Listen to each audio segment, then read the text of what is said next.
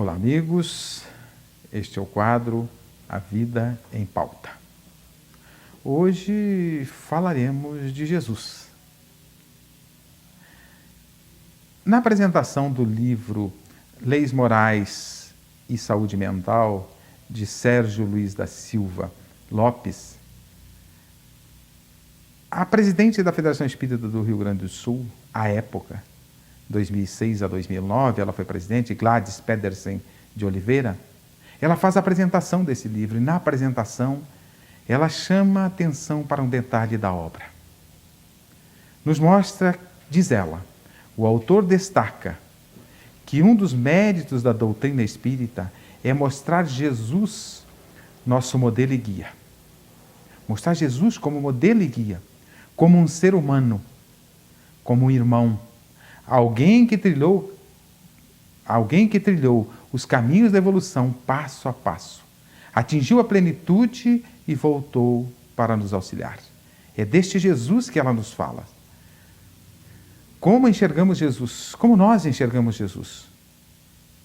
Muitas vezes pensamos, Jesus é Deus ou é homem? Jesus como Deus ou como homem? Qual a diferença? Uns entendem como Deus, outros entendem como homem. Não há problema.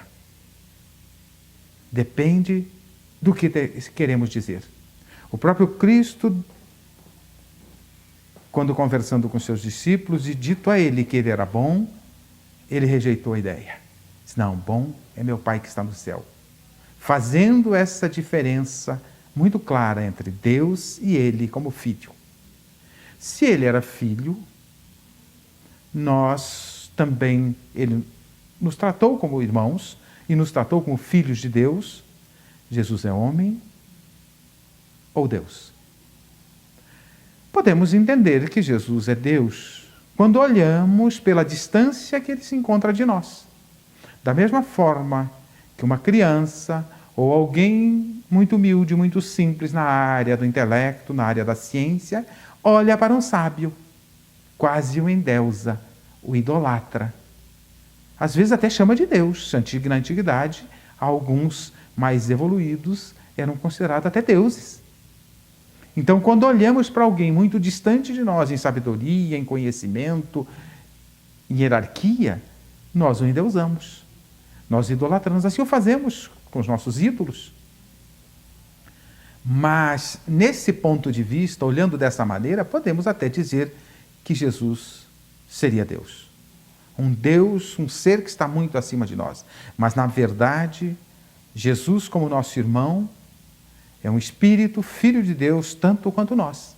Apenas alguém que já trilhou, como disse a autora da apresentação do livro citado, alguém que já trilhou passo a passo o caminho do progresso, o caminho da evolução, atingiu a plenitude e veio nos ensinar como devemos trilhar esse caminho. Por isso, ele nos diz, nos seus ensinamentos, eu sou o caminho, a verdade e a vida. Ninguém vai ao Pai senão por mim, pelos seus ensinamentos. E o ser mais apropriado para nos trazer essas lições, alguém que já houvera conquistado a plenitude, vir nos mostrar como conquistar a plenitude. Eu sou o caminho, a verdade e a vida, ninguém vai ao Pai senão por mim. Allan Kardec, na pergunta 625 de O Livro dos Espíritos, pergunta aos imortais, qual o ser que Deus colocou na Terra para servir de modelo e guia para a humanidade? Qual o maior ser? Qual o tipo maior que Deus colocou para servir de modelo e guia? E os Espíritos respondem, Jesus. Jesus é o ser maior que Deus colocou para nos servir de modelo e guia. É claro que a bondade divina, periodicamente, está nos mandando seres superiores a nós para nos servir de exemplo, de modelo. Mas o maior de todos, é Jesus. Este é o ser que Deus mandou para nos trazer as lições definitivas para a nossa evolução, para o nosso progresso, para que um dia também possamos chegar à plenitude. Jesus assevera, podereis fazer o que faço, e até mais, deixai brilhar a vossa luz, para que a gente possa chegar a fazer o que Jesus fazia. Então, as lições que ele nos traz é para que caminhemos nessa direção. Mas precisamos de Jesus. De que forma? O Jesus da cruz ou o Jesus ressuscitado? O Jesus da cruz nos traz as lições de como enfrentarmos as nossas próprias dificuldades, porque ele enfrentou as dele, mesmo sem ter débito nenhum. Como podemos nós reclamar se temos débitos? Atire a primeira pedra aquele que nunca pecou. Então nós que ainda somos endividados, podemos reclamar da colheita que fazemos, daquilo que plantamos? Jesus colheu dores, sofrimentos, incompreensão, intolerância e enfrentou a humilhação da cruz para nos mostrar que ele, que nada devia, enfrentou com resignação para nos mostrar como devemos nós também enfrentar as nossas dificuldades, que normalmente são menores do que as dele, até mesmo porque nós devemos e ele não devia. Mas também nos trouxe lições através da ressurreição. Mostrar que nós não morremos. Mostrar que vamos reaparecer no mundo espiritual, o verdadeiro lar. Então, tanto Jesus da cruz quanto Jesus ressuscitado nos apresentam lições para o nosso crescimento. Mas Jesus não está mais na cruz. Jesus está no plano espiritual, cuidando de nós. É nosso modelo e guia, é o diretor de toda a equipe de espíritos de luz que auxiliam a humanidade para a sua caminhada e para o seu progresso. Nós chamamos esses espíritos de luz muitas vezes de anjos da guarda.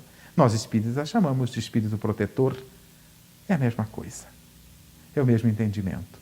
E aí eu pergunto, Jesus salva? E arrumamos um monte de confusão se formos criar polêmica em cima disso. Alguns dizem que Jesus salva. Se entendemos que Jesus salva apagando os nossos erros, perdoando as nossas ofensas, sem que tenhamos mérito para isso, Jesus não salva.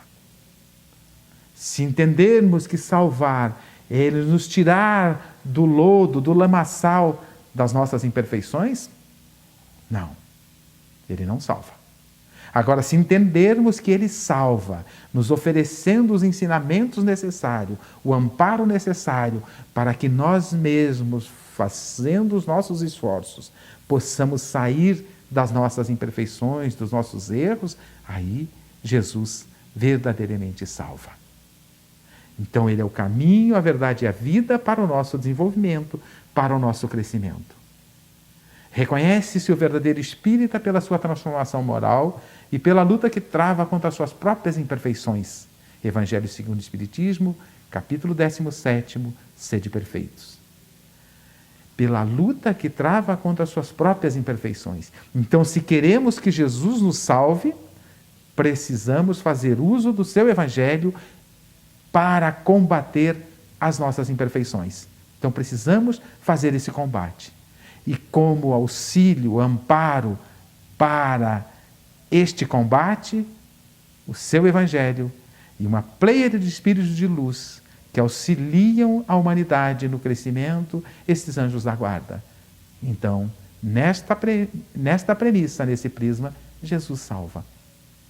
Mas precisamos fazer a nossa parte. Continue conosco, assistindo o nosso programa Espiritismo em Palavras Simples.